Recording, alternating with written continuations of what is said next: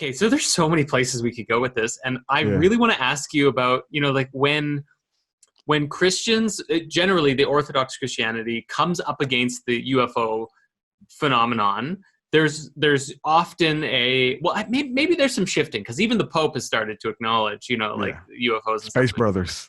space bros. But now, That's what he how said. does how does in your mind, in your understanding, how does Jesus, who is the sort of like universal savior, fit into the alien phenomenon? Because this is where there always is this thing of like, well, does every planet have their own Jesus? Is Jesus visiting every planet? Like there's that whole thing, and I'm just very curious what you think about that.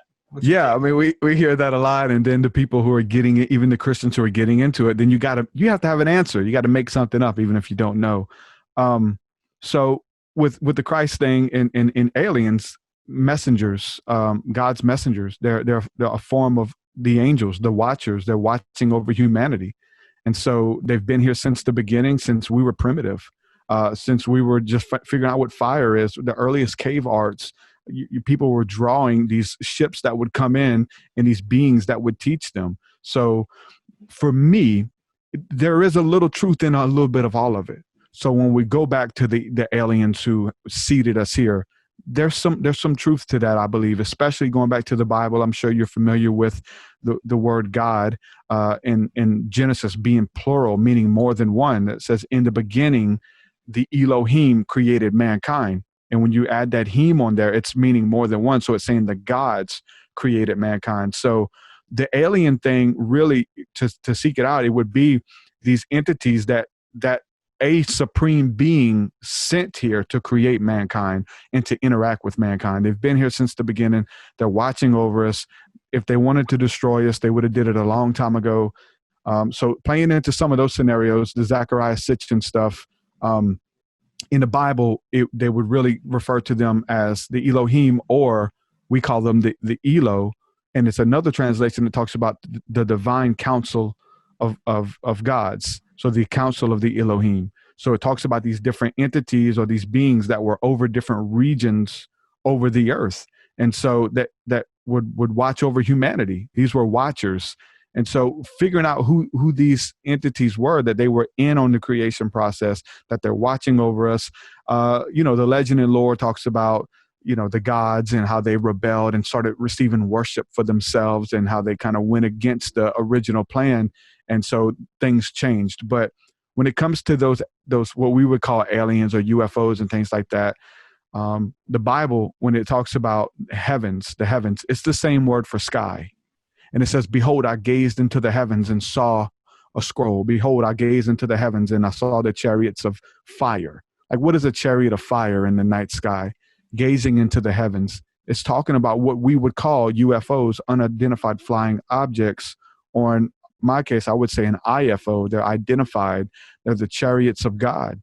The Bible talks about the fiery chariots and the fiery seraphim, which are these beings that travel back and forth from heaven to earth, from the sky to earth, that carry messages. They carry essences. There's all types of angels, messengers in between that look like all types of things. The book of Enoch says that when they're in heaven, when they travel the multiverse, that they look like fire. That's the only way they can travel. If they slow down, then they become matter, and matter can't travel that fast. So in the heavens, they're made out of God's fire, but as they will, they can travel to earth and take upon bodies and look like men and carry messages to mankind and deal with people righteously. So we can see them. Like, you can get that connection. You can meditate. You can talk to God, the supreme power, whatever. Ask to see one. I've had fleet of UFO, what we would call UFO, appear to me in the night sky, in the day sky. They show up and say hello. I've brought people out with me before. And it shows you that this stuff is real, that it's not just some make-believe happening all within our consciousness, and it's just God doesn't hear you, or it's not real, or maybe heaven's a place that you go when you die. But know that there is a place outside of our atmosphere, out past the stars, where these angels, these entities live, that travel back and forth from heaven to earth.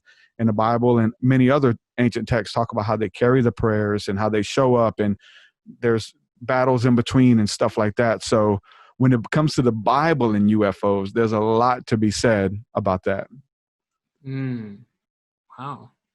So would you say then that like saying, the general term of, that these, these beings moving from heaven to earth, like the heavens is like anything that is not on this Yep. planet. So does that imply also that every alien species out there who's coming here in a UFO is benevolent, that they're...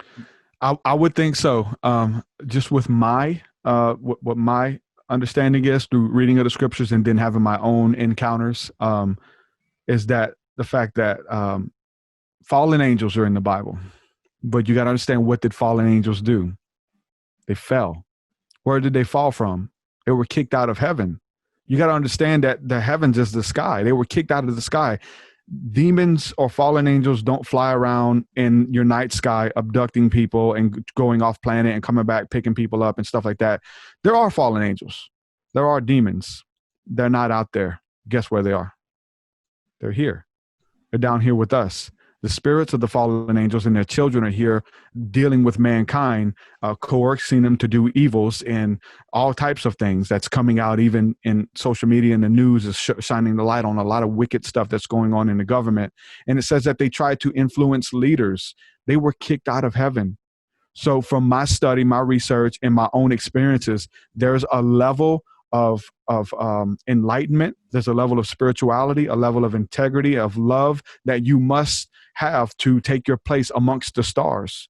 Humanity as a collective, we are evolving. We are ascending slowly but surely. The collective evolution, as we come together and have our own supernatural experiences and our own awakening, it's happening on a global level as well. So with the micro, we have our own spiritual awakening, but more and more and more people are leveling up, accepting love, calling BS on our leaders, calling BS on the way things are ran. So we're leveling up so that we can take our place amongst the stars. We can't go there. They're kicking us out. We're policing the skies, and with anything that's going on with the evil entities, there's no evil out there, in my opinion. I know there's other people who would question that and stuff like that, but I feel like everything that we've seen has shown that the evil is here with our leaders and the things that they're feeding us, and what they're doing to people, what they're doing to children. There's so much wickedness here. So to think that it's being influenced from out of space, all of my encounters, the downloads, if you will, the telepathic communication, it's all been beautiful. And as people are being open and honest with their stories, who have very similar experiences. And I think that there's a lot to be said. You don't even hear even the term abduction anymore, or like people are like contactees. People are experiencers now. Now they want an encounter. They're asking for them. So like, in the early days, they had all of this fear propaganda out there that would scare us away. If we seen a light coming down out of the sky, we're going to run because we think that it's a demon. But I will say across the board in Christianity, most of them will tell you that they're demons. And so that's why I kind of go on that little rant, which is the idea that aliens are demons. They're not angels. They're demons coming here to abduct you, to possess you. That's the Christian understanding of it, but I don't think it's correct.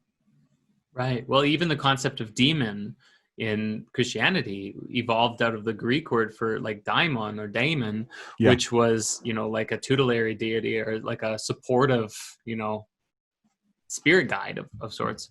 I want to ask you about, healing all of the, the demons, the darker energies that are here. But before I get into this, just in like the last little thing about this whole like alien thing, I just want to ask, based on everything that you just said, do you sort of subscribe to or have any sort of say this way or that about the origins of humanity?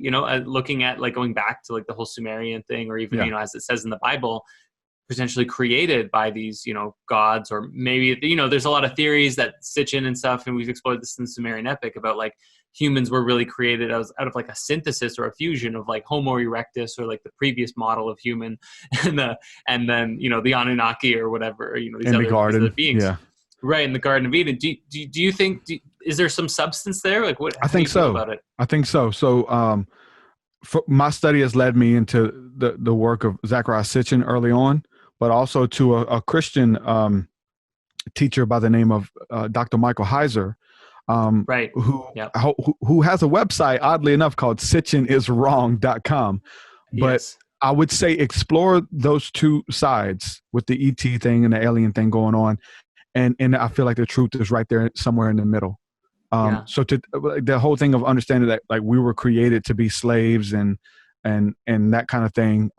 So within some of those Sumerian tales, they even talk about like that there's a creator God that the Anunnaki looked up to or being controlled by, if you will. So it's definitely along the lines of that essence of the breath of God, the Holy Spirit, that it's not just some dead, empty religion that we're here to work. But I feel like there's even truth to that with our leaders now, and maybe even being, the seed of the serpent. I mean, we're getting into so much stuff that said that they would put enmity between the seed of the woman and the seed of the serpent, and in the end, they would have this battle. So I really feel like the people that are watching over us, the people that they're wicked, man. I feel like a lot of it's coming out, but I feel like help comes from above. I think that I'm sure you've seen it. There's footage of what looks to be like UFOs coming down into the Earth's atmosphere, and then there's plasma